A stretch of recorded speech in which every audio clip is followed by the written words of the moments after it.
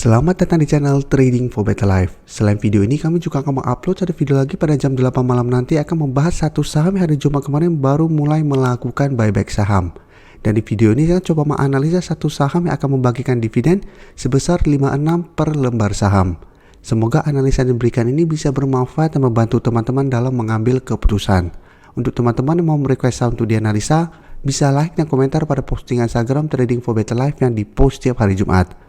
Dan bagi teman-teman yang belum subscribe channel ini, silahkan tekan tombol subscribe agar tidak ketinggalan informasi dan analisa saham terbaru yang akan diupload setiap harinya. Saham pertama akan saya analisa adalah saham Danamon. Saham Danamon hari Jumat kemarin ditutup bertahan di harga 2.350.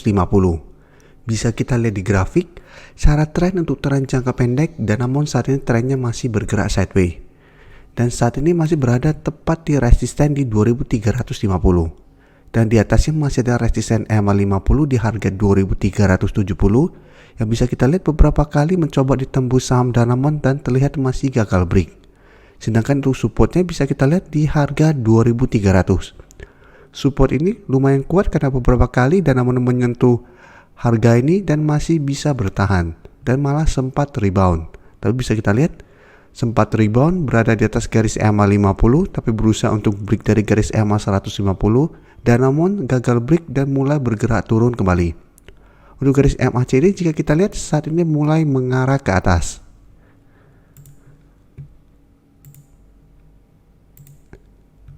Untuk data broker summary jika kita lihat pada perdagangan hari Jumat kemarin malah ada distribusi.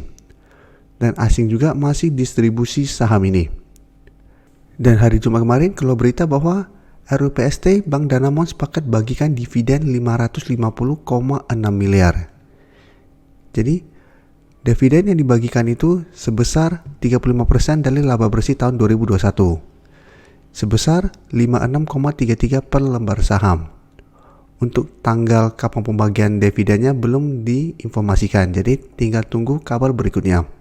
Jadi dari data yang kita dapat saya lihat Danamon trennya masih akan bergerak sideways minggu depan.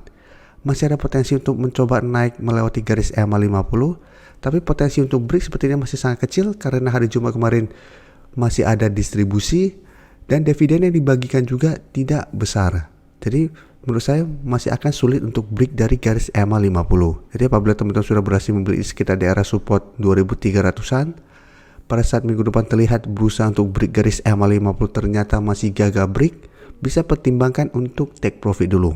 Selanjutnya saya akan menganalisa saham Mandiri. Saham Mandiri hari Jumat kemarin ditutup turun 0,95% ke harga 7.850. Bisa kita lihat di grafik, cara tren saat ini Mandiri untuk tren jangka menengahnya masih bergerak uptrend.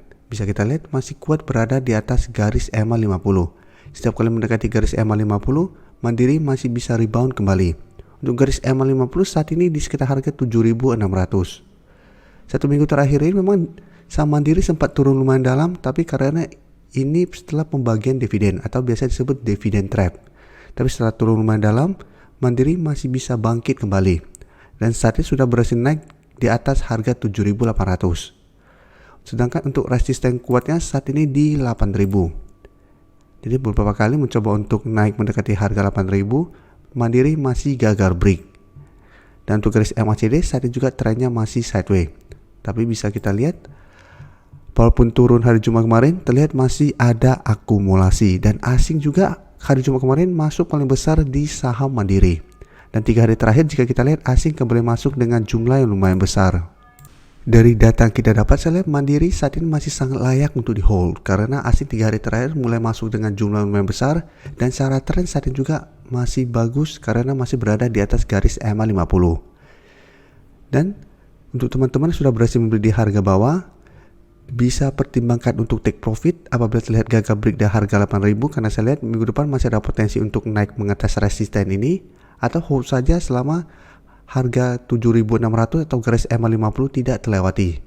Sedangkan untuk teman-teman yang saat ini baru mau entry, karena saat ini Mandiri berada dekat dengan support 7.800, teman-teman bisa wait and see dulu. Apabila minggu depan Mandiri kemarin mengetes 7.800 dan masih bisa bertahan. Seperti hari Jumat kemarin sempat turun di bawah harga 7.800 tapi bisa rebound kembali. Teman-teman bisa coba entry, atau mau lebih aman lagi ada tunggu di sekitar garis EMA 50. Jadi teman-teman bisa tunggu di sekitar daerah supportnya, berhasil rebound teman-teman bisa entry, bisa trading jangka pendek. Apabila terlihat gagal break di harga 8.000 teman-teman take profit, atau hold saja selama support yang teman-teman beli tidak terlewati. Karena apabila berhasil mengetes harga 8.000 dan Mandiri berhasil break di harga 8.000 ini, maka Mandiri berpotensi lanjut naik menuju target berikutnya di 8.200. Berikutnya saya akan coba analisa saham BBKP. BBKP banyak dimintain tolong untuk dianalisa, mungkin karena cara tren saat ini masih kurang bagus. Tanggal 23 kemarin sempat terbentuk candle hijau memberikan harapan untuk teman-teman trader maupun investor, tapi bisa kita lihat secara tren untuk tren jangka pendek BBKP masih sideways, untuk tren jangka menengah sebenarnya juga trennya masih bergerak downtrend. Tanggal 23 kemarin memang sempat naik lumayan tinggi menyentuh garis EMA 50, tapi ternyata keesokan harinya masih bergerak turun. Bisa kita cek dulu. Untuk support terdekat saat ini di sekitar harga 240. Tapi support yang lebih kuat lagi karena sebelumnya menyentuh daerah support dan masih bisa rebound itu di 230. Dan untuk garis EMA 50 di harga 264. Untuk garis MACD bisa kita lihat saat ini trennya juga masih bergerak sideways. Untuk data broker summary bisa kita lihat pada penurunan 2% lebih ini masih ada distribusi dengan jumlah yang lumayan besar. Asing juga bisa kita lihat masih distribusi saham ini. Dari data yang kita dapat, saya lihat secara tren BBKP masih belum layak untuk dibeli karena secara tren masih sideways cenderung downtrend dan masih ada distribusi besar. Apabila teman-teman mau coba entry, sebaiknya tunggu di sekitar harga 240 untuk trading jangka pendek.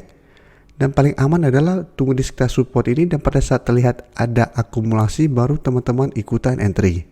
Kenapa? Apabila ternyata masih banyak distribusi, masih ada potensi besar BBKP untuk turun di bawah harga 240. Jadi saat ini memang BBKP belum ada sentimen positif. Kenaikan tanggal 23 kemarin memang karena ada sentimen setelah RUPS. Tapi setelah pemberitaan itu, keesokan harinya BBKP mulai bergerak turun. Apalagi bisa kita lihat pada saat kenaikan 23 Maret kemarin, asing juga masih distribusi. Jadi teman-teman harus hati-hati karena sampai saat ini memang belum ada sentimen positif pada saham ini.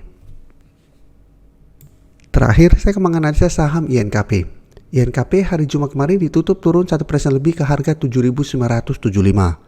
Bisa kita lihat di grafik, saat ini INKP trennya masih bergerak sideways. Beberapa kali mencoba untuk naik di atas garis EMA 150, INKP masih gagal break. Tapi saat ini bisa kita lihat garis EMA 50 sudah berubah menjadi supportnya. Untuk garis EMA 50 di harga 7.950, garis EMA 150 di harga 8.100. Jadi memang menarik untuk dipantau walaupun masih belum berhasil break dari garis EMA 150. Saat ini INKP mencoba untuk bangkit. Lihat beberapa kali berusaha untuk naik di atas garis EMA 150 walaupun sebelumnya pada tanggal 7 Maret sempat naik sangat tinggi, ini belum terkonfirmasi break karena candle masih berada dalam garisnya. Tapi saat ini bisa kita lihat sudah terbentuk higher low. Jadi ada potensi besar untuk break dari garis EMA 150 ini. Dan untuk garis MACD saat ini juga masih bergerak sideways. Untuk data broker summary jika kita lihat pada penurunan ini masih ada distribusi. Sedangkan asing satu minggu terakhir ini kembali masuk melakukan akumulasi saham pada saham INKP. Jadi dari data yang kita dapat, apabila teman-teman mau entry, wait and see dulu. Teman-teman bisa coba entry di sekitar garis EMA 50 di 7.950 apabila berhasil bertahan.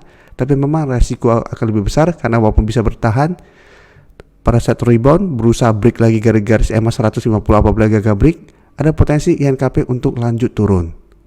Jadi memang resiko lebih besar apabila beli di sekitar support ini. Tapi apabila teman-teman beli di sekitar support ini bisa swing trade apabila memang tujuan teman-teman trading jangka pendek. Beli di sekitar garis EMA 50 apabila terlihat berhasil rebound.